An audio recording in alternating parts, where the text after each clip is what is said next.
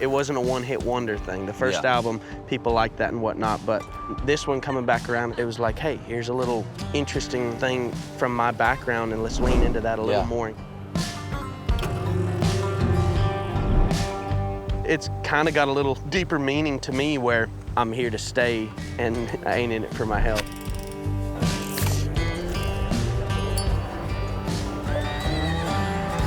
Buddy? I feel like your walk looked cooler than mine. No, your walk was cool. You have that strut. My walk's based on my back. You know? Readjust my entire walk. Can we get my little lumbar support I got from Amazon? It's nice Little grandma pillow behind your back. I have like every car, the plane, Jeep. Dude, I'm so excited to talk about the new record, Ain't In It For My Health. I love it. I've been listening to it now for like a week. Thanks. I posted a little tune the other day. I was listening to it out on the lake. All the songs are so good. Thank you so much. I love it all. I want to dig into some of Appreciate the tracks and the songs and hear your thoughts on, like, you know, what went into writing the songs and just the musicianship, which is my favorite part of the whole deal, is just the way the instruments are communicating and your singing, of course. But great album, so good. Thank you so much. I appreciate you sitting down and talking with me about it. First and foremost, I'm just a fan. I'm just a huge fan of your music. My favorite country singers all had that bluegrass background, which you have. I thought maybe we'd just start by talking a little bit about like that influence that it's had on your country music. Yeah, man. I agree. It brings a cool flavor to to commercial country music, having that grass background. And I feel like there hasn't been as much of it. I mean, you're a good example, but like since guys like Whitley and Skaggs and stuff, that grass background coming to country has been less prevalent, I feel like. So it is it feels like a bit of a niche that was yet to be filled for a little while when I came along, so that's kind of fun. And I agree, exactly like you were saying, it's a lot of, bluegrass music, there's almost no emphasis put on writing your own songs. It's a lot of just like going back and playing all the old, covers and learning how to do what guys like you're saying, Monroe and Flat and Scruggs and stuff like that. You learn all them old songs, put your own little spin on them. Right? That's when I learned how to play downtown. I was playing bluegrass songs. I had these notebooks, and I just write out all those songs by hand. And the structure of doing it makes you better songwriters. I mean, certainly. So all this talking's making me thirsty. Yeah, my dad always said he called a beer a good idea. And so I think it's time for a good idea. I think so. My dad loved a good cold beer. Dierks, I think it's time Whose dad doesn't? I think it's time for a good idea. That's good. I like that. I'm gonna adopt that maybe. Yeah. Cheers. I tried to write a song about that one time, didn't come out. I did write a song called Domestic Light and Cold. My favorite kind of beer is domestic, light, and cold, and free. And free, yeah, cold and free. That was one of my dad's sayings. Cold and free. I won't turn my nose up at anything that's cold and free. Oh gosh. So how did we meet? It was on tour. I didn't meet you before the first shows we played with you, right? I think the first time. Dickey's Arena. Was it Dickey's Arena? Yeah. That was the first show we played, the indoor arena. Yeah. Yeah, when Chase was out direct, and we were first to 3 on that. Really? Last year, yeah. Oh yeah, that was Chase. Yeah, that's right. right. Yeah, Chase Rice. Yeah, it's hard to remember everything. But yeah, I guess the first time I met Dickey's Arena. Yeah. And the first time we really hung out was probably in New Mexico by the buses, hanging out, having a few beers, and just large time. Yeah, big time. Most of the hanging's been on this tour. Yeah, for sure. I remember that felt so cool though. That because you were one of the guys that felt like some sort of mythical creature to me when I was a kid, and like a hear dinosaur? Somebody's song. Well, no, yeah. Well, now that I know you better, it's more like a dinosaur. But I thought you were a superhero before I met you. All right. No, but I remember when What Was I Thinking came out, and me and my sister screaming that song in the car when we come on the radio. Loved that thing. Yeah. And then when we first really hung out at that Albuquerque show, it was like, dang, this guy's just like sitting here chilling, drinking beer with us for an hour. And it's a nice, I think that was one of the first sort of times when it was like, I don't know, it just felt like this is one of those guys that I kind of grew up listening to, and willing to sit here and spend a little time with me. And it just felt like it was like, dang, I'm really making it. Your musical background, I guess, would be kind of cool to paint here. Obviously, your childhood, just what the music that was around that your parents listened to, and what you're influenced by. Obviously, the family band playing bluegrass. Yeah, and that was just kind of by accident. We did not we knew nothing about bluegrass. The two artists that stick out to me was always heard George Strait playing around. That was kind of my parents' favorite one, so I had a lot of that playing in the house. Strait, yeah, and then Marty Robbins. My dad had Dude, that yeah. gunfighter ballads and trail songs. My mom loved Marty Robbins. Yeah. Had that. Arizona guy. Oh, yeah. He had that cassette tape in his old truck, and anywhere we went in that truck, it was that tape playing. My dad, like, when he was younger anyway, he was a big rocker. He loved AC/DC and, you know, kind of classic rock stuff. And my mom got him more into country stuff, I think. So, yeah, that was a big... But then, you know, we were, kind of growing up playing cowboy a little bit. I never call myself a cowboy, but my dad worked in the livestock industry. So it was just fun hearing, like, cowboy songs. Felt like it fit, you know, what we were doing a little bit. So I always loved that. And, I remember being just fascinated with George Strait. Idolized him a lot from being a really little kid. I don't know exactly what it was. I loved the songs. First song you performed was Amarillo by Morning, right? It was in the first show, it was in the set list for sure. That was the first one I asked to learn how to play. I was 7 when we played that first show. That's unbelievable. Yeah. When I took my first lesson, that was the teacher was, you know, kind of trying to show me. That's some weird changes exactly. You got a 3 minor in there and a key change and all kinds of stuff. So oh my gosh. I don't think that was the first one she taught me. We might have started with Jesus Loves Me, but that was the first one I asked to learn. Bobby Braddock and Blake Shelton walked in. I was playing the stage downtown on Lower Broadway. It just opened. I was the first guy to play the stage. And they walked in one night. It sat right down front, and I attempted to play Amarillo by Morning and just completely butchered it. So that's and I was like in my late 20s. You're playing when you're 7 years old. That's incredible. Yeah, it was fun. And the only reason we went to the grass thing, that was me. I wanted to learn George Strait songs. And the teacher that we found, Marie Parks, that was just what she knew, old-time fiddle music and bluegrass stuff. So she just kind of taught us what she knew. My sisters and brothers started playing about the same time as me. And we didn't even go into it thinking we were going to be a band. We all kind of just started learning instruments independently of each other. And then some family friend, there was some Patsy Cline musical that was going to be playing at the local high school, and some amazing friend, it was our family orthodontist too. But anyway, they've been kind of like little gaggle of kids like up there. They're all kind of playing bluegrass music. Yeah, right? We had a good little. I know we were just at Telluride Bluegrass Festival. And you knew some of their bands up there because they come from that area. Yeah. We had a good little crop of young bluegrass fanatics there in Washington. And so as we started, you know, going around to the festivals and stuff, got a lot of friends, and got to, you know, do the whole stay out till 4 a.m. jamming. And, it was a fun way to grow up.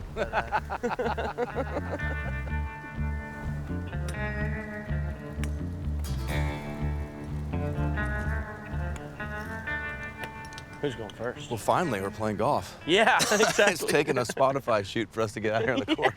We've been talking about this for the months. whole dang time. We got to get out there and do it for real, but let's hit some balls. Hell yeah. It's important when you're out here on tour to find something to do other than just sit around and drink beer. Sit around and drink beer with Post Malone. You gotta find something else to do. All right, you wanna maybe critique your swing a little bit? Yeah. Okay. Let's give me some notes. I like the tee height. It's good. I ain't taking a swing all day. Yeah. Doing it in jeans. Good. I like you already started with excuses. That's what I do too. Good. More excuses. You gotta get set the bar low. Get the excuses started, and if I hit a really good one here, I'll just be done. Little flip of the driver. I like it. Oh yeah. Gotta get a couple waggles in there.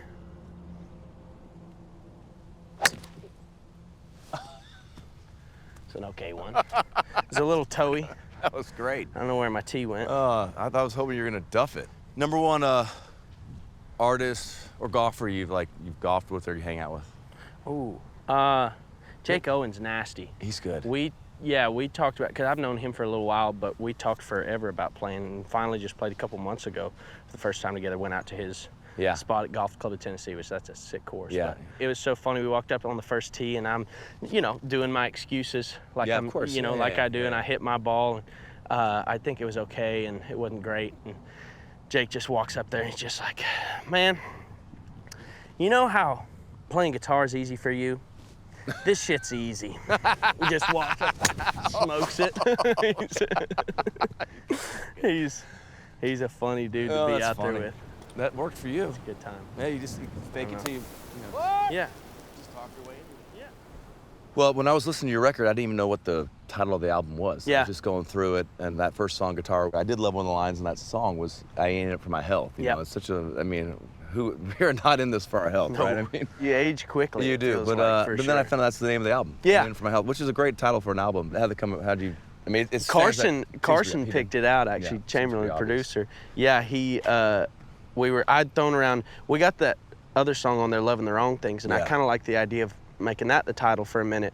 And I also thought about just calling it Guitar, because I thought that was pretty indicative of what was on the album too. I love that he was like, man, what do you think about, because I was just thinking, let's pick a title of one of the songs and call the album that. But he was like, I'll throw one out of left field at you a little bit. And I was like, oh, that's perfect. Because it's also, it's kind of got a little deeper meaning to me, where it's like sort of a I'm here to stay type of thing. You know, it wasn't a one-hit wonder thing. The first album, people liked that and whatnot, but I'm here to stay, and it's not whatever. I ain't in it for my health. Yeah, it felt like it.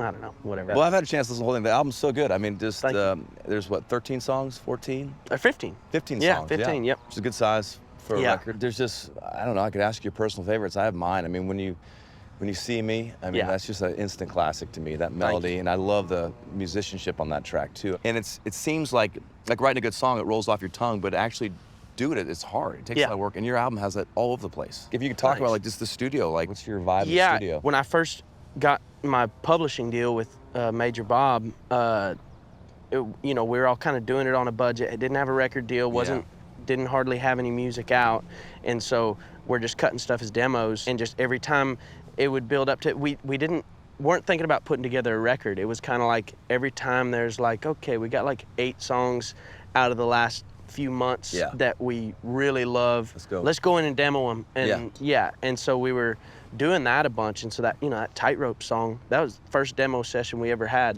Tightrope was on it.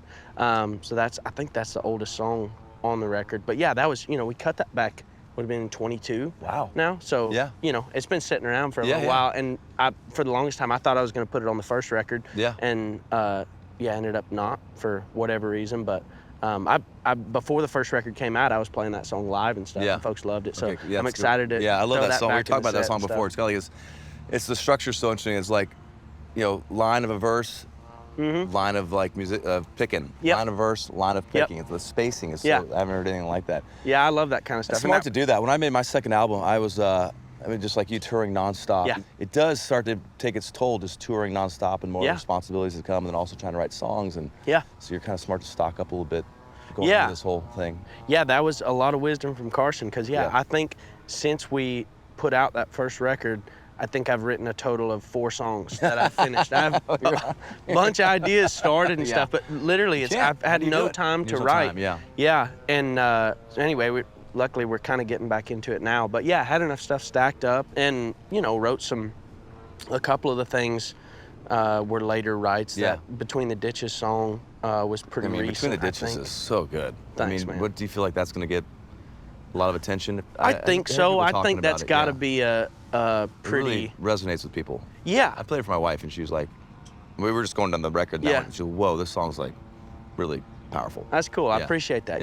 I think that's something a lot of folks can feel. I get chills every time I sing that. The bridge line that there's a woman who loves me, a few good friends there for me, and a mama who thinks the world of me, I know, even though I go left. And it's a good one. It's kind of heartfelt to get mama involved. And it's and she definitely, you talk about the ain't in it for my health. I don't think she's a big fan of a lot of the lifestyle type. Exactly, that kind of thing. Honk comes your second nature. Exactly. That song's so good. So it's like, but she still picks up the phone every time I call and wants me to come home for Christmas and all that kind of thing. So that song definitely has. That's one of the things I like about the record too. There's almost more kind of life songs on this one, I think, than the first album. That song. I just Living a Lie. Splitsville. Yep. There's it feels like it's like matured more than the year and a half. Kind of vision you had for it? Did you hold some of these songs? Maybe hold some of these songs back, knowing that there might be more like. I don't know. I don't think I was thinking about it that much even. But like when we went to put this together, it felt like there was more of a sort of a mature continuity to it in the in the record when we started picking them out. And I think that's fun too, the way, back to what we were talking about, the recording thing, where there's just these little pockets of songs that we, you know, recorded over the course of 3 years, I guess. And yeah, picked out the ones that we thought would fit all together. Yeah, and you know, it's interesting too. I did go back and talking about the aging thing. I feel like I sound like a baby on some of those early first demos. Yeah. So I went back in and recut vocals on a couple things. I mean, I love your record, how it starts off with that song guitar. I feel like you're the only person that could start off with a song about the guitar. There's a lot of guys that play the guitar, obviously, in country music, but your relationship to it as far as like that bluegrassy kind of background and the fact you start off with the acoustic guitar and like you say, you moved over to started plugging in and went over to the dark side. Yeah, exactly. Out of like necessity. 17 or something, but yeah. I mean, what a great song. That's, again, it reminds me of something like Ricky Skaggs would have done, or Keith Whitley would have done, you know, just a song about what that instrument means to you, because it's not just something that hangs around your neck. It's a big part of your, you know, who you are on stage and off stage. Yeah. And playing on the records and the live show, too. Absolutely. Yeah, so heck, I was joking about it earlier. I brought it along to this. I don't think I'm going to play any guitar, but for some reason I always just got to keep it around. Yeah. I saw you walk in and I go, oh, God, we're not playing guitar. I'll hold your case for you while you... Yeah, exactly. I'm feeling kind of lonely without it right next to me. But yeah, I love that song. That thing's so fun. And yeah, it's cool having, you know, I'm doing the stuff on the acoustic, got that bluegrass flavor to it, and then Brent Mason playing the, you know, got the kind of more Jerry Reed sounding type of electric in there. Is he playing electric throughout the whole thing? Yeah. He plays all the electric. But yeah, I thought it's just a cool, like, I felt like that song was just a great picture of me and like, where I came from and now what it's kind of turned into. Yeah, my first takeaway was like, wow, it has a little bit of like Alan Jackson's Red on a Rose vibe, which is a great album that Alison Krauss produced on Alan. Country can be, but just not trying to be like in your face, like you know, honky tonk. Yeah. I don't know, you do that and purposeful to go second album to be more. I don't know. Yeah. Have the acoustic guitar be featured more. Yes, I think that was we kind of set out to do that a little bit. Yeah, I felt like, you know, the first time I spent so long in bluegrass, and I wouldn't say got burnt out of like that side of it. I think Whitley and Skaggs both said similar things, where it was kind of like, when they got into the country thing, it was like, all right, I'm gonna just go entirely country and kind of distance myself from what I was in bluegrass. And I feel like the first record, I felt a little bit that way. And then this one coming back around, it's like, hey, no, this is a cool thing that, like, there's not that much in country music today. I don't feel like there is a ton of acoustic heavy stuff. And it was like, hey, here's a little interesting, you know, thing from my background, and let's lean into that a little more, and kind of, you know, on the first one try to get away from the grass, and this one come back a little bit more, you know, halfway in between. And I've always thought too, being kind of ending up in the grass world, with how family friendly that is, it was like, it gave me an opportunity to be on stage a lot earlier than, you know, most. And the spotlight's not on you the whole time. Great thing, I mean, the bluegrass band is you get a chance to stand in the spotlight, kind of back away and learn and kind of hide. Yeah, share around all the lead singing. Yeah, I think it was a cool way to start being on stage and learn how to entertain and, you know, keep a crowd engaged early. Yeah, I remember you saying somewhere you spent just enough time on a horse's back staring at a cow's ass to wear a cowboy hat. Yes. I mean, you guys spent some time on the... Your dad was selling cattle. And, So he ran the livestock auction there, still does. And then, him and his partner had a big old cow-calf operation, and we'd go, we weren't out there every day, but we spent a couple days a week going up there and feeding or checking fence, or Dad was always the one, if cows got out, he had to go up there. So you ever put the glove on and kind of, you know? Oh no, I don't think I've ever ended up with my whole arm inside a cow. That would be a nice good piece. We might have that planned after this. You never know what's going to turn out.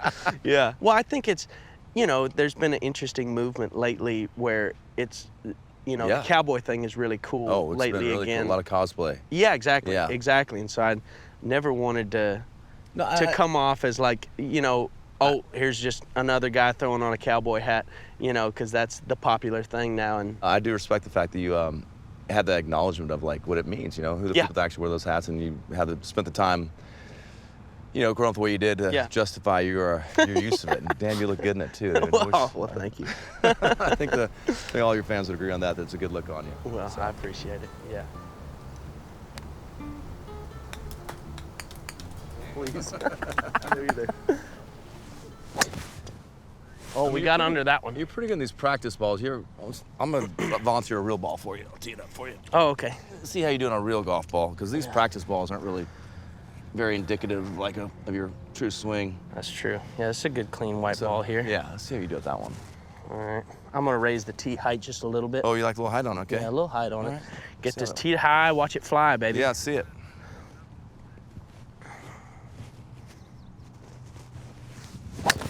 Oh.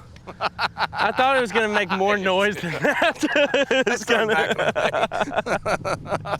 I don't want to carry that in my pocket. Need to wash my driver off now. That's hilarious.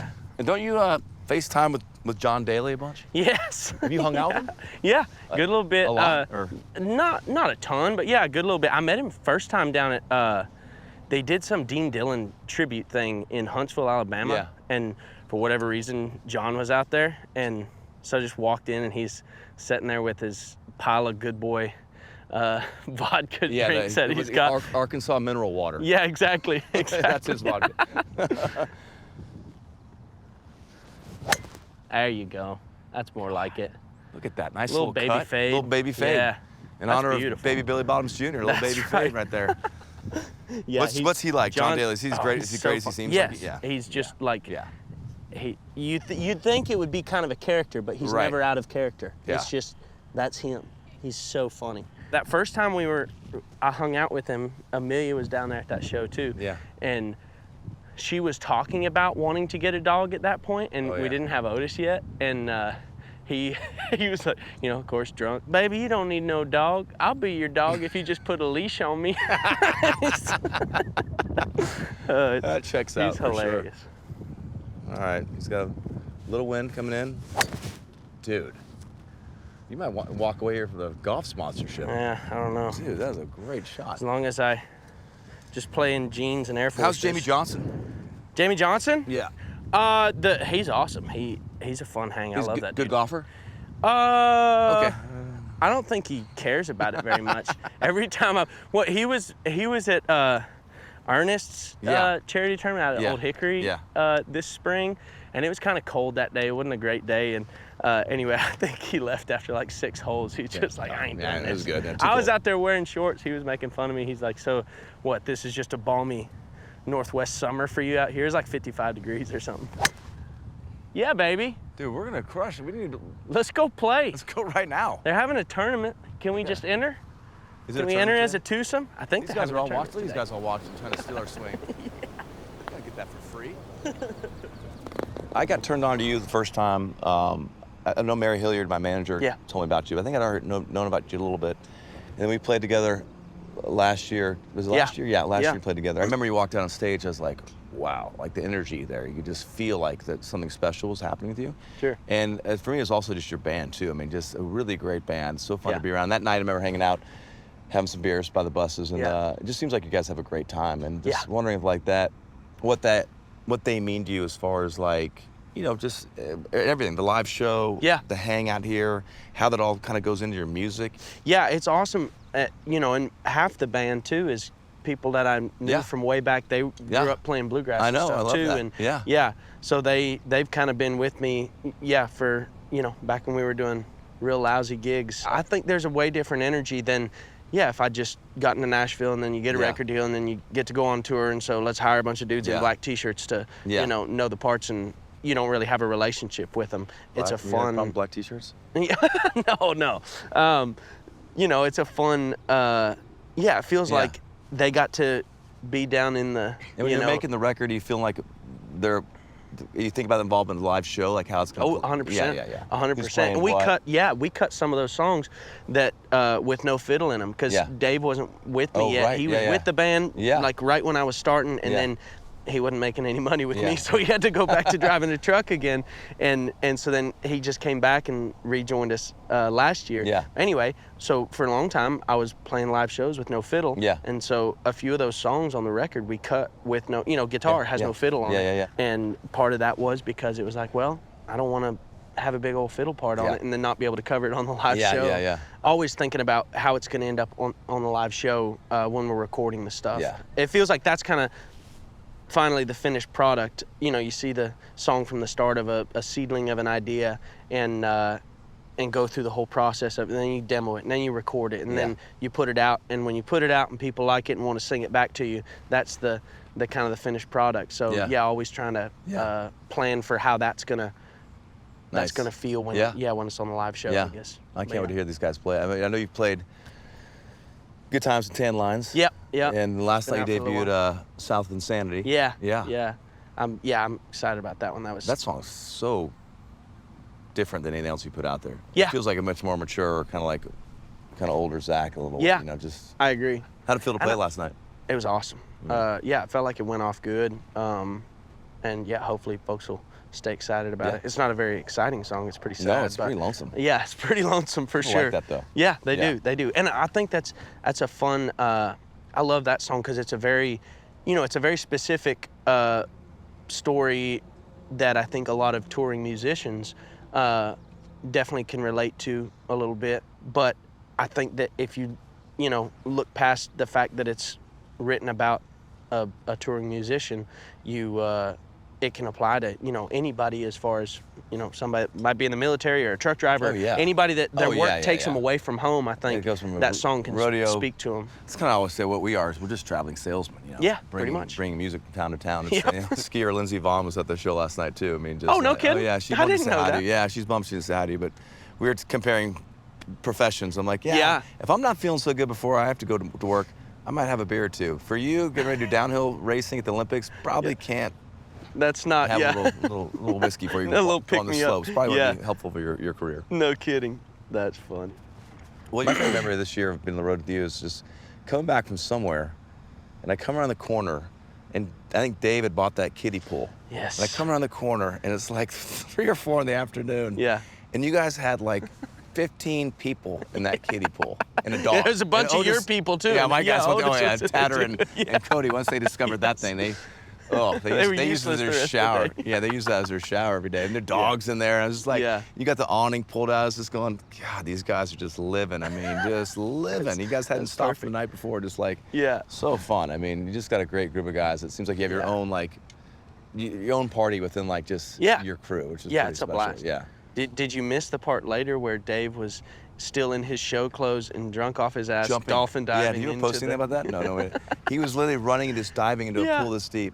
Over and over and over again. And then so many times. He's like a dog. And then he's too lazy to pick it up. Just slashed it and drained it. No, that was always. We make a little yearbook at the end of the year, and there's gonna be several photos of the kiddie pool. No doubt. I think we're getting one today. Dave was working on it. He was on his way to Walmart this morning. We gotta. This is the last half to stretch the tour. We gotta finish strong. So might have to go one more time. Yeah. For those guys. That's amazing. His parole's about over. All right, who would be your dream round if you could pick a foursome? 3 other guys or girls to go out there with. Oh, I like it. I'd probably pick Daly for one. I haven't actually played around with him. I've played in some tournaments where he's been there too, but I've not played with him. That would be fun. I'll throw a little love on my boy Chandler Phillips. Okay. He's been on the tour 2 years now, I think. Okay. Anyway, ran across him on a duck hunting trip, and so been buddies with him ever since. Yeah, that'd be. Anyway, I only named 2. Yeah, one more. Michael Jordan. I feel like that would just be. I couldn't afford to play in Michael Jordan's game because he's serious about it. But that type of thing, I love gambling on the course too. It's so fun. But I would need him to kind of lower his units a little bit. Exact top rate. Yeah, exactly. Can we play for $10 a hole, please? I don't think he'd do it. No, I don't think so either. This is the part of the road that's good for your health. Yeah, exactly. Yeah. We don't do many things that are great for Although our you do find a way to incorporate smoking and drinking into pretty much everything. Yeah, pretty much. You can even do it in pickleball. You can do it in golf. I'm trying to get you into more pickleball. It's harder to smoke and drink than playing pickleball. It is. So you got to take little breaks and have a drink. As opposed to golf, you can do it in between every shot. You can, but today has been a good health reset. Yeah. I want to see one Happy Gilmore. That's a pull hook. Oh, yeah. Let's do Happy Gilmore. Give me one Happy. You like that height? Oh, it's perfect. Yeah, there you go. There you go. Nice and high. Nice and high? Yeah, it's beautiful. Let's see your Happy. Let's see your Happy Gilmore.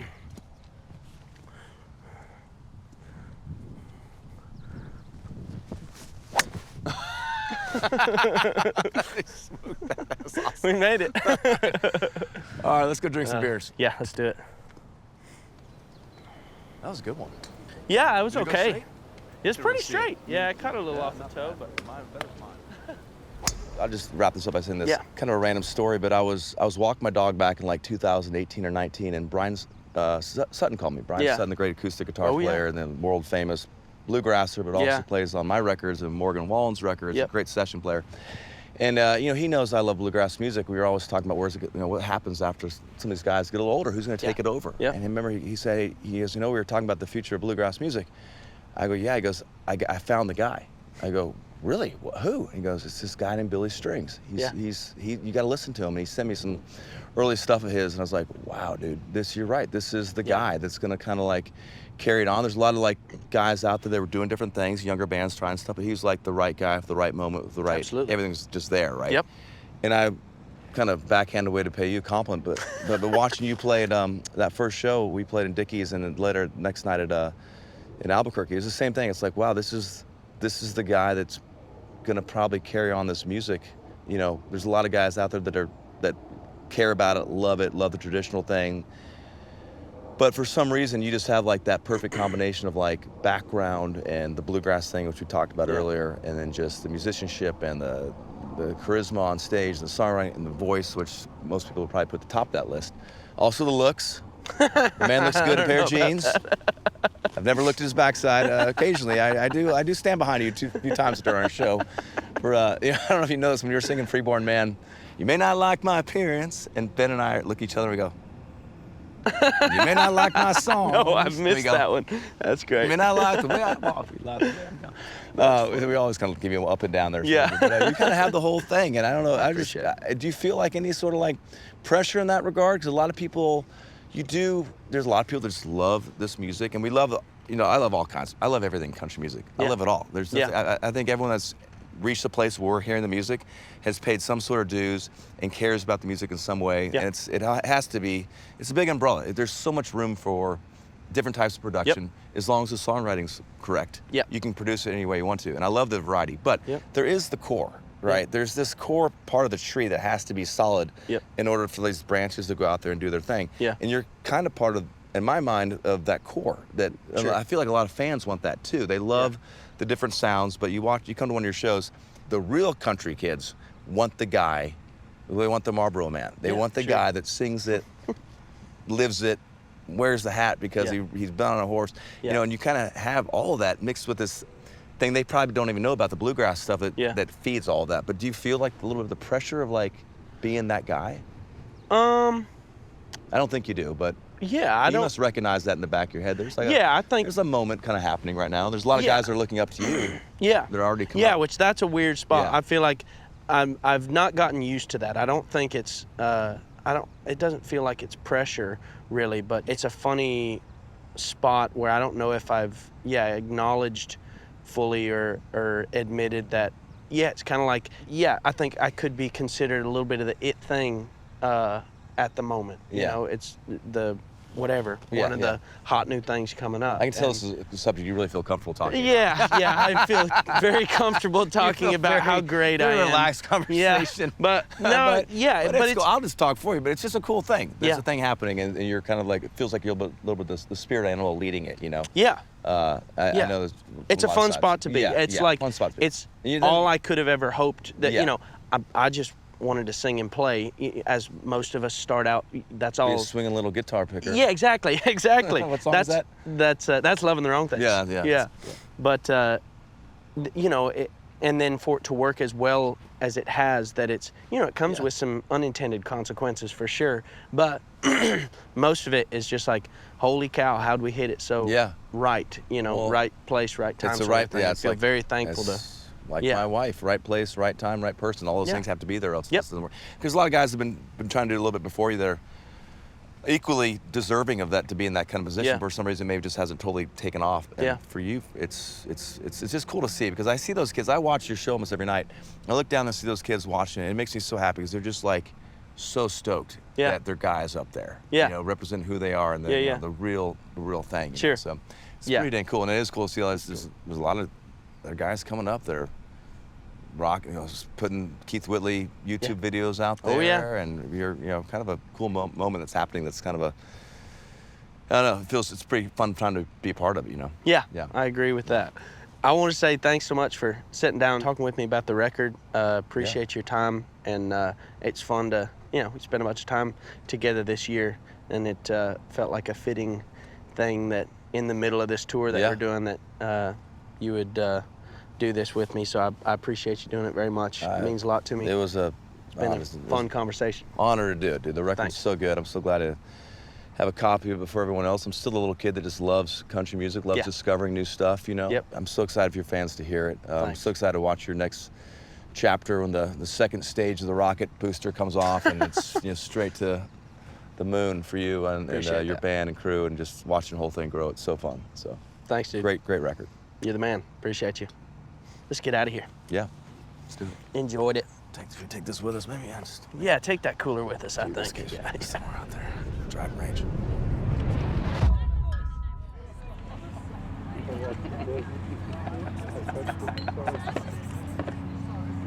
I've made a mess there. Yeah, me too.